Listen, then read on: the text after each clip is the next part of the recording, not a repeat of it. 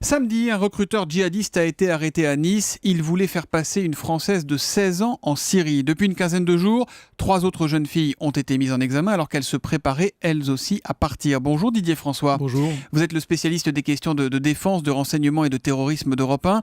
La première question nous est posée par Olivier Sarrazin sur Twitter avec le hashtag #EAMatin. Qu'est-ce qui motive ces jeunes Français ? Écoutez, c'est vraiment la question que se posent aujourd'hui tous les spécialistes de l'antiterrorisme. J'en discutais la semaine dernière avec les enquêteurs qui sont en charge de ces 3 affaires de jeunes filles qui voulaient partir en Syrie. Et je dois dire qu'ils sont à peu près comme nous, totalement perplexes face à leur motivation. D'autant que, effectivement, vous l'avez dit, sur ces 2 dernières semaines, ils font face à une série assez inhabituelle, puisqu'ils ont interpellé pas moins de 4 adolescentes, toutes mineures, vous l'avez dit. Les 14, 15 ans. 15 et 17 ans, les 2 premières qui ont été arrêtées jeudi, il y a 10 jours. Là, elles ont été mises en examen. La petite qui a été arrêtée à Nice, elle a tout juste 16 ans. Et il y a une autre gamine qui a été interpellée mercredi dernier à Quimper et qui est la plus jeune puisqu'elle a à peine 14 ans. Donc, alors, ils ont des points communs, tous ces adolescents, ou pas ? Est-ce que chacun fait ça dans son coin ? Est-ce qu'il y a des réseaux Alors, pour l'instant, c'est très difficile à dire en fait. Ce qu'elles ont dans la tête, franchement, on n'en sait pas grand-chose. On est quand même là, vu leurs âges, beaucoup plus proche de la mauvaise crise d'adolescence que de la radicalisation politique ou religieuse pure. C'est en tout cas ce qu'estiment les enquêteurs, qui comparent souvent leur parcours à celui d'autres jeunes qui pourraient rejoindre des sectes et qui sont malheureusement à la merci des gourous. Attendez, ça veut dire quoi ? Ça veut dire qu'il y a 20 ans, on était punk et qu'aujourd'hui, on est djihadiste, c'est ça, quand on est ado ? Ça fait partie des thèses, des explications possibles ? Partiellement ça, c'est-à-dire comment embêter les parents, et une des questions après c'est effectivement rentrer dans une forme d'islam radical ou de discours radicalisé. Le problème c'est que souvent ces gamines pensent sincèrement qu'elles vont partir en Syrie pour aider le peuple syrien oppressé par une dictature. Et puis finalement, elles se retrouvent 3e femme d'un émir ou d'un combattant local, et donc objet sexuel. Faut dire les choses clairement, parce qu'elles combattent très peu. Et ce sont donc, tant qu'elles n'ont pas commis d'actes, ce sont des victimes. Il ne faut jamais oublier ça. Ce sont quand même des gamines, des adolescentes. Et la question qui se pose aujourd'hui, c'est de savoir plutôt comment les protéger avant de travailler. Après, on parlera des recruteurs et des autres. Mais elles, ce sont des victimes, ne l'oublions pas. Mais on revient sur le cas de l'adolescente de Nice. Elle a été bloquée à l'aéroport, puis son recruteur a été arrêté. Alors, qui sont les recruteurs, justement ? Alors là, sur les recruteurs, on est sur quelque chose de beaucoup plus habituel. On est sur des gens rarement très âgés, d'ailleurs. Là, c'était un Tchétchène de 22 ans, visiblement. Ou d'origine tchétchène, je ne sais pas quelle est sa nationalité, mais effectivement, il était d'origine. Mais attention, on est sur des... Il n'y a pas de typologie aujourd'hui, c'est ça qui rend la chose difficile.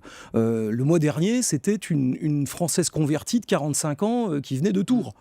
Et qui est partie là-bas rejoindre quelqu'un qu'elle a épousé, puis avec son fils. On est sur aussi une espèce de regroupement familial du djihadisme où les plus radicaux qui sont partis combattre en Syrie font venir leurs femmes et leurs enfants. On a vu arriver de très jeunes mamans avec des gamins, mais vraiment des bébés, pour rejoindre. On est quand même dans un phénomène qui est un phénomène extrêmement...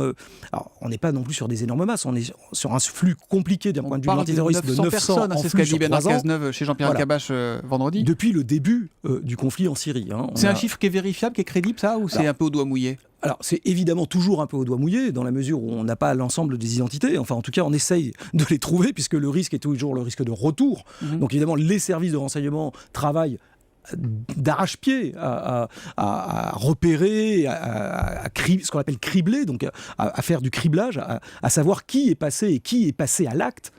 Parce qu'après, sur les 900, tous ne sont pas devenus djihadistes combattants et tous n'ont pas rejoint les éléments radicaux de l'UEIL, donc l'État islamique, qui sont quand même... Il y en a aussi qui sont sincèrement allés faire de l'humanitaire, donc faire attention.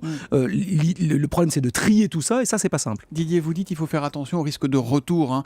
Hier, précisément, à La Rochelle, Manuel Valls a dit que Mohamed Nemouche, le tueur présumé du musée juif de Bruxelles, était un membre de l'État islamique. Est-ce que ça veut dire que les djihadistes vont aussi là-bas pour se former avant de revenir ici pour frapper ? Oui, tout à fait. Mais enfin, bon, Nemouche, c'est un cas qui est beaucoup plus classique. C'est la première fois qu'on entendait Manuel Valls dire que Nemouche était de l'État islamique. C'est la première on fois, pas entendu absolument. Ça. Il l'avait jamais dit. Enfin, on avait retrouvé un drapeau dans ses bagages. La vraie question qui se pose, c'est savoir pourquoi l'État islamique n'a pas revendiqué son crime. Ça, c'est une autre affaire.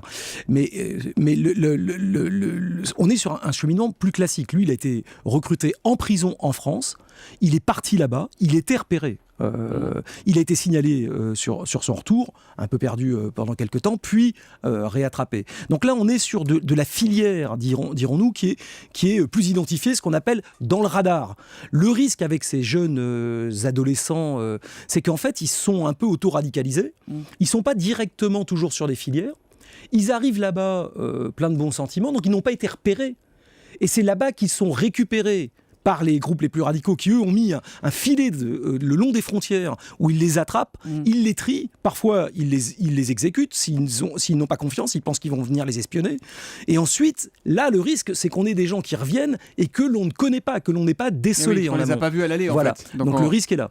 Et qu'est-ce qu'ils font une fois? Alors vous disiez pour les filles, malheureusement, que souvent elles sont condamnées à la prostitution, en gros là-bas. Qu'est-ce qu'ils font là-bas, les djihadistes et les hommes notamment? Qu'est-ce qu'on leur fait faire? Alors là, on a toute la gamme, grosso modo. On a les jeunes qui arrivent et qui, justement, n'ont pas été repérés avant ou qui n'étaient pas directement dans les réseaux et qui vont d'abord être souvent arrêtés. La première chose qu'ils font, c'est qu'ils les arrêtent. Ils les mettent en prison pendant des périodes assez longues où ils sont en général assez maltraités.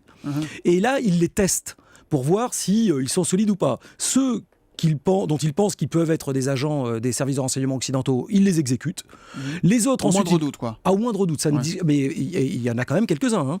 Ensuite, ils les envoient dans des camps d'entraînement pour faire une formation de base.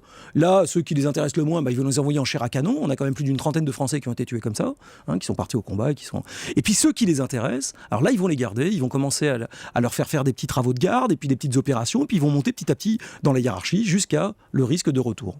Est-ce qu'il y a des pays où les djihadistes sont plus faciles à recruter?